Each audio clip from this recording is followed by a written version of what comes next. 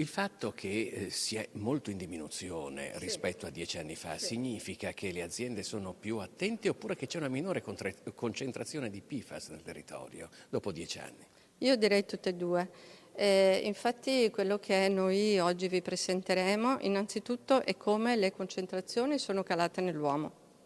che rappresenta, diciamo, il vero elemento significativo, perché la persona ha bioaccumulato nell'organismo quello che c'era presente nell'ambiente, negli alimenti e nell'acqua potabile principalmente. Quindi quando calano queste concentrazioni,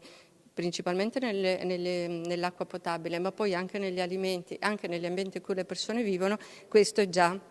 rappresentativo del fatto che è diminuita la contaminazione. Dall'altro chiaramente ci sono le norme, ci sono i controlli e c'è secondo me anche un'assunzione di responsabilità da parte dei produttori, perché ogni produttore non vuole mettere in pericolo la propria azienda